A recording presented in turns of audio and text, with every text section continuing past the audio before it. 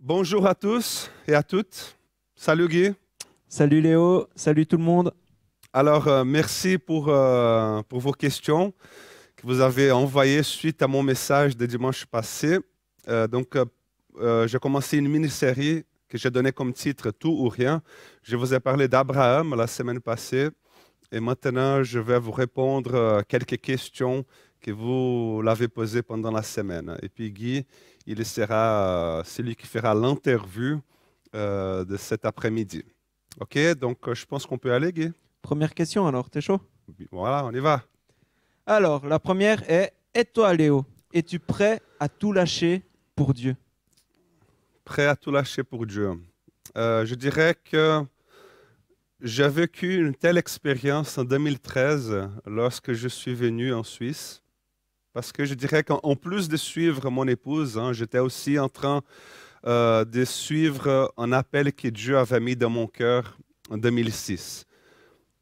C'est clair qu'on peut dire, ah oui, mais Léo, c'est quand même la Suisse, hein. Rien de vraiment lâcher prise, lâcher pour Dieu, etc. Oui, c'est vrai, c'est la Suisse, tout est organisé, tout est beau, tout est la qualité de vie extraordinaire, c'est vrai. Mais le vide que ça a créé de ne plus aller manger chez tes parents les dimanches après le culte, de ne plus faire des grillades, des sorties avec tes meilleurs amis d'enfance, et je dirais aussi de devoir tout recommencer, de perdre tes repères culturels, ta langue, et surtout de recommencer dans un travail qui était pour moi nouveau. C'était quand même un grand lâcher pour Dieu, je dirais. Mais il y a d'autres choses dans la vie qu'on n'est jamais prêt. On n'est jamais prêt. Et juste pour dire, j'ai hésité 4 ans pour mettre ce message-là sur papier. Et c'est parce qu'au fond, tout au fond de moi, je me demandais, est-ce que j'aime vraiment Dieu? Est-ce que je suis prêt à tout lâcher pour Dieu à ces points-là? Ou est-ce que j'apprécie Dieu seulement? Est-ce que je l'apprécie quand il me bénit? Est-ce que je l'apprécie quand il m'utilise pour bénir d'autres vies, quand il me donne sa paix? Donc, je me suis posé ces questions-là parce que vous savez, il y a 4 ans, le jour où ce message-là est né dans mon cœur, c'est le jour où mon fils, il est presque décédé à cause d'une allergie alimentaire. J'étais J'étais en route pour aller à l'hôpital, aux urgences. Il était aux urgences, entre la vie et la mort. Et pendant que j'étais en route aux urgences, je priais dans la voiture. J'étais en larmes, en train de prier dans la voiture. Et j'ai une habitude hein, que je l'ai fait depuis des années, c'est d'écouter toujours des messages. Et je me souviens que ces jours-là, en allant à l'hôpital, en larmes, le message que j'écoutais, par exemple, par hasard, hein, pardon, était justement au sujet d'Abraham et d'Isaac. Et ma prière en larmes ce jour-là, en allant à l'hôpital, ma prière ce jour-là fut, Seigneur, je ne sais pas si j'arriverai à te dire, tu as donné et tu as repris, béni sois-tu. Et aujourd'hui, je ne sais toujours pas si je serai prêt. Je prie Dieu que oui, je prie Dieu que tu le sois aussi. Mais la bonne nouvelle, vous savez, c'est que indépendamment que je sois prêt ou pas, indépendamment que tu sois prêt ou pas, l'amour de Dieu envers moi, envers toi, envers vous, ne changera pas. Indépendamment que je sois prêt ou pas, la faveur de Dieu pour moi et pour toi et pour nous ne changera pas. Donc, je suis conscient de mes imperfections et Dieu en est aussi conscient. Voilà. Hmm, Ok, ça joue. Merci. Merci pour cette réponse, Léo. Donc, la deuxième question, c'est, Dieu ne connaissait-il pas déjà le cœur d'Abraham? Très bonne question. Ouais. Et si oui, pourquoi cette épreuve? Alors, si Dieu ne connaissait pas le cœur d'Abraham, ou si oui, pourquoi cette épreuve? Alors, je dirais que oui, il le connaissait, mais je me demande si Abraham, lui, il en était pleinement conscient. Pas seulement conscient de lui-même, mais conscient du caractère de Dieu.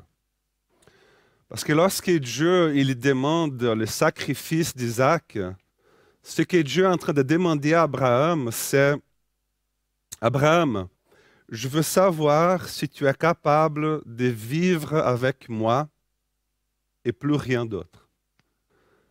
Et à partir de ces moments-là, Abraham, lui, il a compris que plus jamais il ne craindrait le jour où il pourrait éventuellement n'avoir plus rien.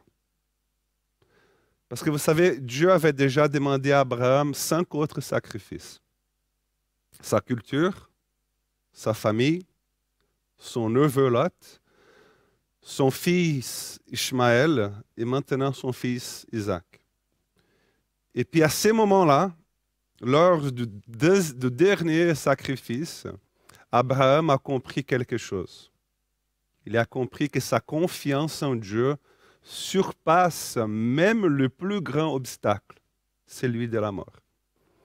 À ces moments-là, la confiance qu'Abraham avait en Dieu a gagné une proportion inimaginable, au point que c'est très intéressant, au point que la Bible nous dit, va nous dire en Hébreu le chapitre 11, le verset 19, la Bible nous dit qu'Abraham, il croyait que Dieu était même capable de ressusciter Isaac d'entre les morts. Tellement sa confiance était forte qu'il croyait même que Dieu était capable de ressusciter Isaac parmi les morts. Waouh. C'est fou, hein, ce verset Hmm. d'Hébreu. Hébreu 11, le verset 19. Merci. Donc la question suivante, est-ce qu'une épreuve est nécessaire pour découvrir mes Isaac? Non. Non. Il y a beaucoup de choses que nous réalisons dans nos vies. Il y a beaucoup de choses que nous réalisons dans nos vies qui ne sont pas fruits d'une épreuve. Mais c'est souvent à travers l'épreuve qu'on réalise beaucoup de choses. Par exemple, c'est souvent après un arrêt cardiaque que la personne réalise qu'elle a besoin de manger plus sainement et faire du sport. C'est souvent après une crise d'angoisse que la personne réalise finalement d'aller chercher un psychologue pour traiter les choses qui n'ont pas été réglées de son passé. C'est souvent après un burn-out que la personne réalise qu'elle avait trop. Tu sais, on sait toujours que nous devrions passer plus de temps avec nos enfants. Mais c'est 30 ans plus tard, lorsque nos enfants nous regardent dans les yeux et nous disent que nous étions un papa absent, que nous le réalisons vraiment. Le problème, c'est que nous sommes têtus. Nous sommes têtus. Nous étirons l'élastique jusqu'où nous pouvons, quoi. Nous étirons l'élastique jusqu'où nous pouvons. Et c'est intéressant, une fois j'ai lu un article qui disait que le département de santé des États-Unis, du gouvernement nord-américain, ils ont fait une recherche en raison des milliers de dollars dépensés pour les programmes de santé. Je ne sais pas vraiment quel serait le résultat ici en Suisse, mais cela ne devrait pas être si différent que ça. Et puis, dans cette recherche, ils ont conclu que sur 10 personnes qui reçoivent un diagnostic du genre soit tu changes, soit tu es mort, donc de 10 personnes, seulement une personne change. Donc parmi 10 personnes qui reçoivent un tel diagnostic, seulement une personne change. Donc, c'est vrai qu'à travers l'épreuve, on réalise beaucoup de choses. Mais seulement si nous réalisons qu'en toute chose et qu'en toute situation et qu'en toute circonstance, Dieu, il va coopérer ensemble avec ceux qu'il aime afin d'amener à l'existence ce qui est bon. Si nous réalisons cela, qu'en toute chose, qu'en toute circonstance, qu'en toute situation, Dieu va coopérer ensemble, si nous réalisons, si nous ne réalisons pas cela, l'épreuve sera juste un fardeau en plus. Voilà. Top. Merci pour tes réponses, en tout cas bien complètes, Eh ben, bien précises, bien parfaites, quoi. j'espère. Si ce n'est pas le cas, vous pouvez toujours écrire sur les chats, en YouTube, etc. Continuez à poser des questions à Léo, il en raffole. Prochaine question. Pour Abraham, apparemment, les instructions étaient claires. Et moi, comment savoir ce que Dieu me demande de laisser derrière? On s'est tous posé la question. Ah ouais. Okay, c'est clair. À mon avis, Guy, rien n'était vraiment clair. C'est clair pour nous, hein, aujourd'hui, nous qui lisons 25, 30 ans de sa vie en 10 minutes. C'est clair pour nous qui lisons sa vie en 10 minutes. Et je dirais que la seule chose qui était vraiment claire, c'est qu'il devait quitter sa terre. Il devait quitter sa maison. Le reste n'avait rien de concret. Tout était flou.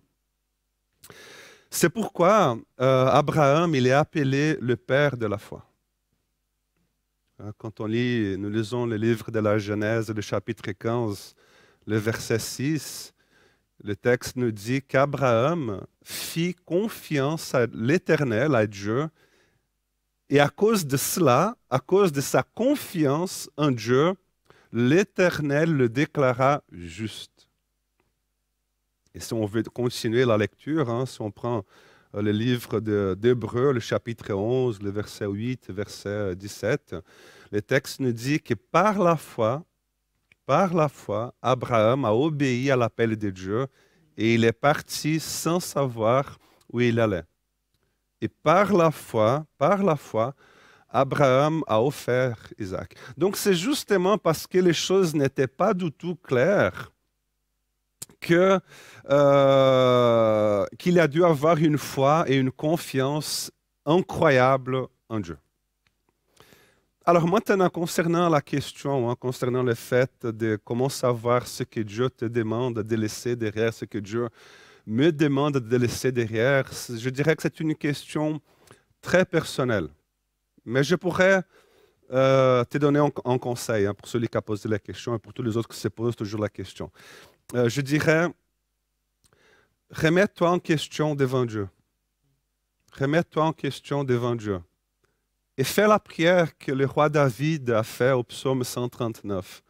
David, il prie, « Sonde-moi, ô Dieu, pénètre mon cœur, examine-moi et pénètre les pensées qui me bouleversent. » Et puis il dit ensuite, considère si je suis le chemin du mal et dirige-moi sur la voie de l'éternité. Alors je crois que si tu arriverais à faire cela avec un cœur sincère devant Dieu et sortir en paix, c'est déjà un très bon début. Et voilà ce qu'Abraham a fait en fait. Abraham, il n'était pas inquiet concernant ce qu'il devait faire ou pas.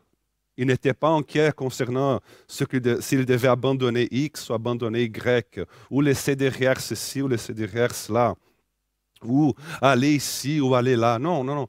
Son seul désir était la compagnie de Dieu. C'est pourquoi on l'appelle aussi ami de Dieu. Le reste est fruit justement de cette relation-là. J'aime bien le texte qui dit les psaumes, je ne me souviens plus lequel, quand le psaume qui dit « Fais de l'Éternel tes délices et il te donnera ce que ton cœur désire. » La Bible ne dit pas « Fais des désirs de ton cœur tes délices et embête Dieu pour qu'il te donne ce que tu veux. » Non, la Bible ne dit pas cela, ce n'est pas cela que la Bible dit.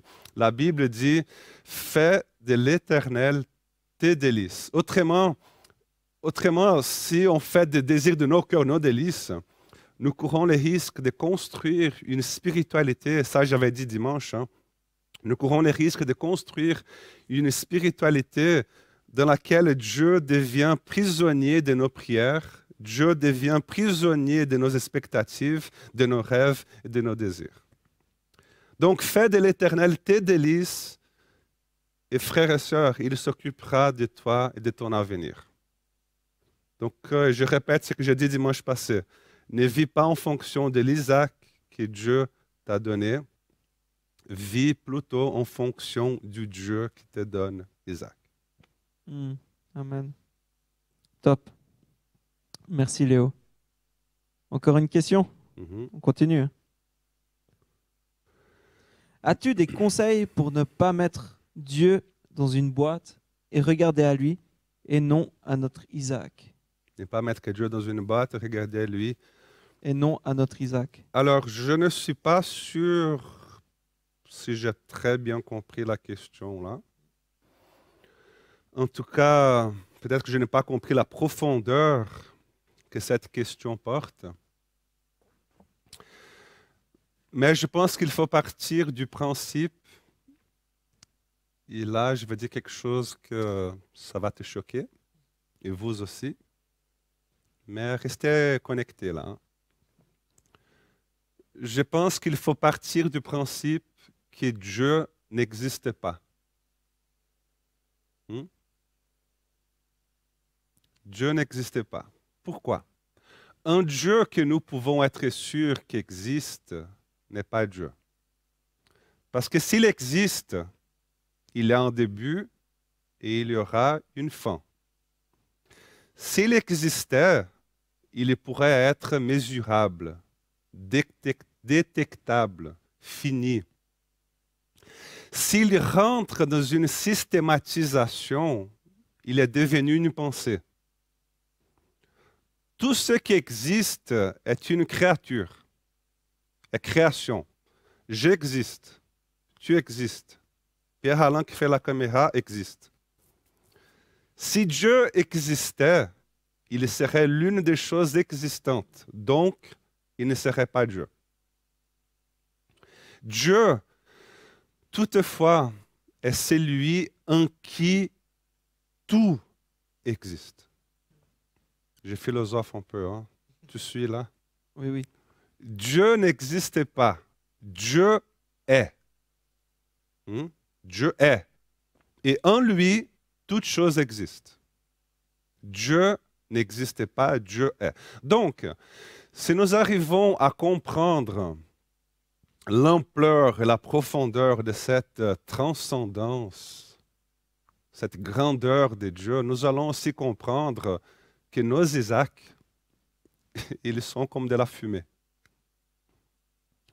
Ils sont, comme dit le psaume, hein, ils sont comme l'herbe qui pousse le matin, elle fleurit, elle grandit, et le soir, elle s'effane et elle est sèche. Ils sont comme dirait l'Ecclésiaste, hein, l'Ecclésiaste, il dit que ce sont des vanités de vanités. Si nous arrivons à vraiment comprendre cette dynamique, cette notion de ces dieux-là, nous pourrons ainsi vivre une vie où même si nous avons beaucoup, nous ne nous laisserons pas dominer par ces choses-là. Ces choses-là, ces Isaacs-là, n'auront pas le droit de nous définir, n'auront pas le droit de nous donner de la valeur. Pourquoi? Parce que nous avons compris que la vie, elle est beaucoup plus que cela. Et j'ai beaucoup aimé un commentaire que quelqu'un a posé là, que quelqu'un a écrit, pardon,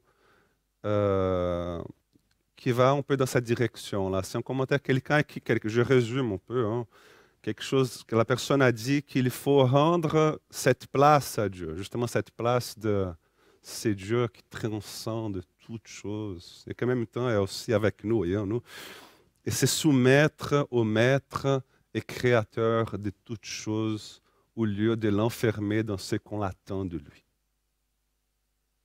Trop beau. Je ne sais pas si c'était clair, mais bon, c'est un peu... C'est une vidéo, donc au pire, on peut revenir, réécouter. Voilà. Donc si vous n'avez pas compris, vous revenez 5 minutes plus tôt et puis vous réécoutez 5, 10 fois. Vous téléphonez à Léo. Voilà. Donc la prochaine question. Je ne vois pas le Dieu d'amour dans l'épreuve qu'il inflige à Abraham, mais plus un Dieu jaloux qui teste l'amour d'Abraham pour lui. Où est la confiance qu'il porte à Abraham? Il y a des bonnes questions. Ouais. Bon, c'est le questionnement depuis la création du monde. Dieu ne m'aime-t-il pas? Oui, il m'aime.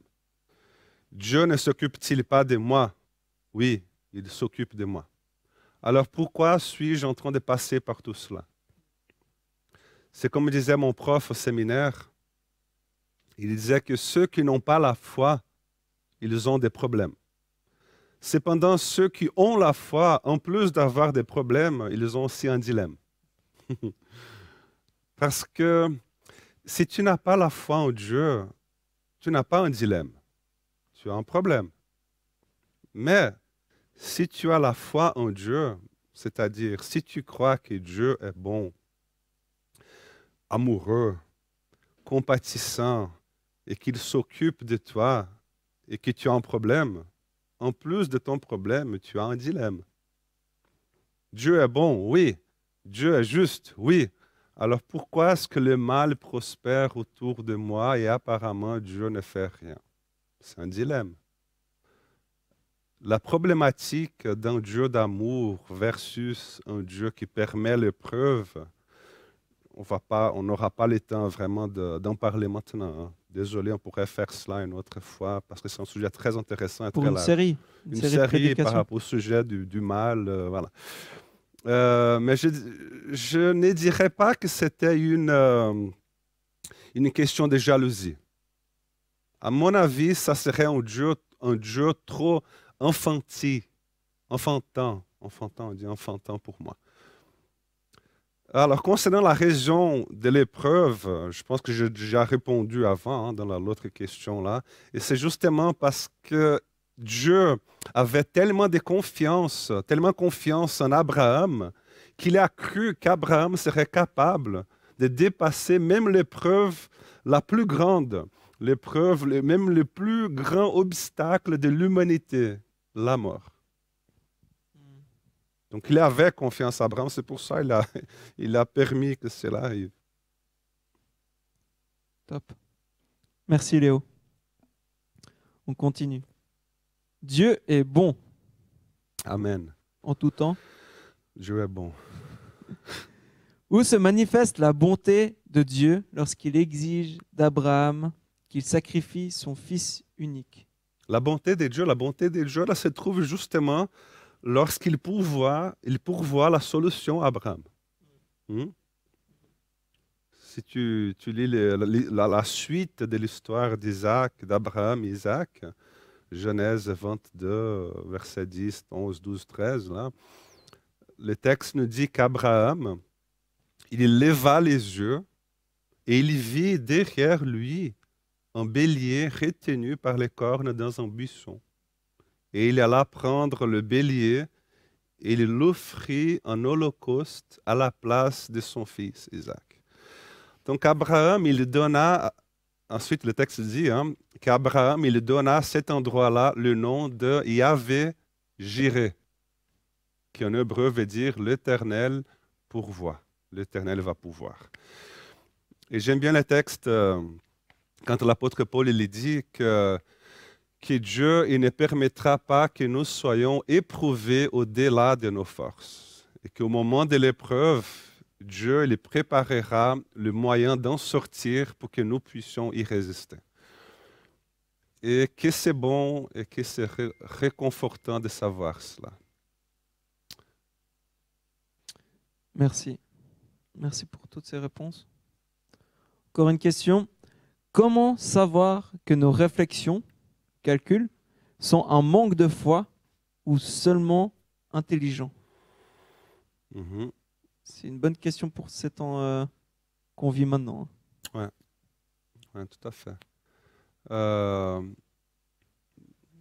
j'ai compris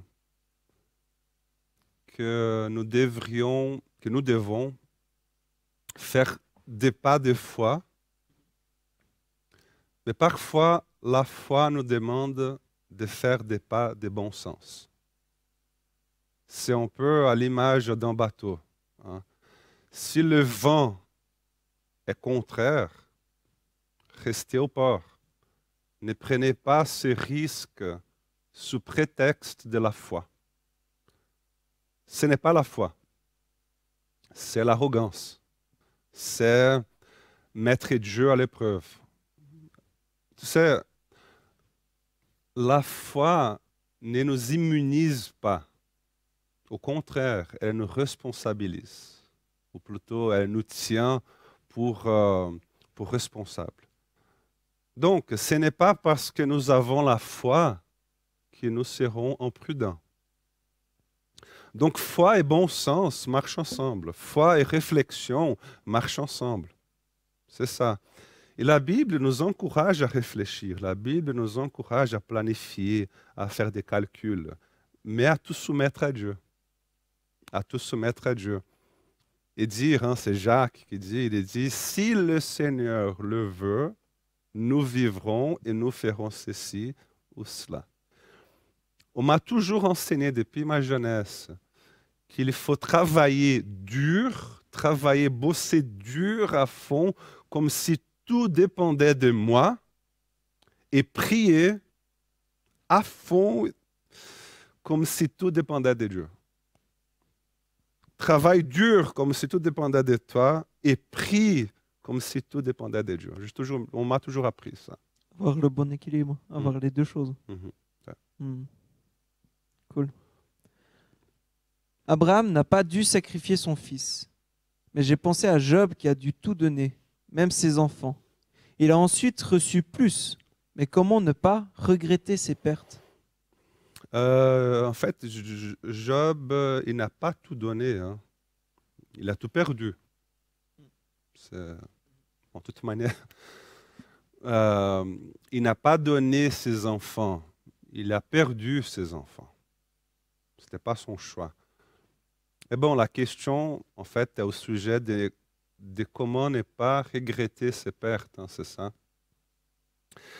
Alors, si tu es un être humain, si tu es vivant, si tu respires, si tu n'es ni un psychopathe ni un robot, ce n'est pas possible de ne pas regretter ses pertes. Il y a des choses qui restent dans nos vies, c'est évident. Mais il faut que nous apprenions à vivre sans que ces choses-là nous définissent, sans que ces choses-là nous emprisonnent. Cela ne signifie pas nier ou refouler nos émotions. La douleur de la perte, elle est là, mais je ne vais pas la laisser, je ne vais pas laisser cette douleur m'empêcher d'avancer et de recommencer. Donc Job, il a su discerner les saisons de sa vie. Il a su recommencer sa vie, désormais avec le Dieu qu'il voyait face à face, malgré la douleur qui devait être encore sûrement là dans son cœur. De la même manière qu'Isaac, il a su recommencer sa vie malgré le stress post-traumatique qu'il a vécu avec son papa. Et ça, c'est un sujet que je laisse ouvert là pour une prochaine discussion. Le texte, le stress post-traumatique. Parce que la Bible nous parle souvent, hein, on entend toujours dans la Bible nous parle souvent du Dieu d'Abraham, d'Isaac et de Jacob. Mais si tu lis le livre de la Genèse, le chapitre 31, le verset 42, vous pouvez ouvrir là, là où vous êtes, Genèse 31, verset 42, le texte nous parle du Dieu d'Abraham, le Dieu qui faisait trembler Isaac et le Dieu de Jacob. Donc, tu as les dieux d'Abraham, les dieux qui faisaient trembler Isaac et les dieux de Jacob. Il a vécu un stress, là. Mais il a su recommencer. Mais bon, le sujet de ce stress-là, on laisse pour une prochaine discussion. Donc la question reste ouverte. Tu as encore d'autres questions? Non, j'en ai plus. Eh ben, Donc, déjà? Ouais, déjà, ouais. Ok. Bah, merci Léo. Merci Guy, merci à tous. Là, Merci à tous de nous avoir suivis. À dimanche. Dimanche, il y aura aussi les questions. Alors, dimanche, il y aura des questions et dimanche, je vais parler cette fois-ci de Moïse. Moïse. Donc, restez connectés. On n'aura plus le culte ici, mais sur YouTube, rendez-vous sur YouTube dimanche prochain à 10h. Voilà, et vous pourrez poser vos questions et puis vous pourrez de nouveau voir. On va nouveau faire ce système Exactement. où Léo va répondre à vos questions jeudi soir. Donc, merci à tous de nous avoir suivis et puis à dimanche. À dimanche, ouais. Au revoir. À bientôt.